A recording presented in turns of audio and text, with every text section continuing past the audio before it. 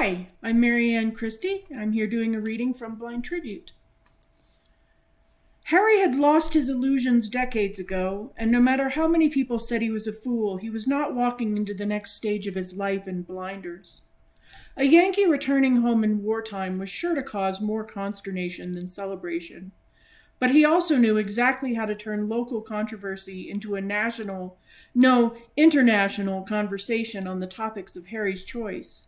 He had done it in the employ of other people hundreds, even thousands of times before. The potential for noisy disagreement was infinitely higher in the South than in Union territory. Secretary of State Seward had asked, "Are you setting yourself up as bait to draw out the lunatics?" Harry had told him not to be ridiculous. He'd thought Seward had gleaned the implication, so hadn't added, "Of course he was." He was happy to accept a $25,000 wager on his own certain death, for if Harry lost, at least he wouldn't be around to see it. He finally admitted to himself that beyond the sense of destiny slowly enveloping him the past few years, he needed to be closer to the field, closer to the weapons and the screaming, closer to the man he'd been the last time he'd gone to war. He might lose everything to do it, but he'd been waiting a lifetime for a story only he could tell.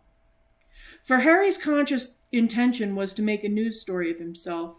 He'd been vaguely planning this path for more than 5 years, even before it had become clear he would have to choose sides eventually.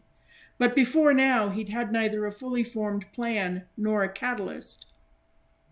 He would retain the ears of his wealthiest and most powerful readers around the globe, those presidents and generals and kings who relied on his public counsel, because he would continue to give them sound financial advice. As long as they made money, they would listen to anything else he had to say. And given the story he was about to tell, soon enough, he would have exponentially more influence both within and outside the borders of his country, whatever shape that country might take.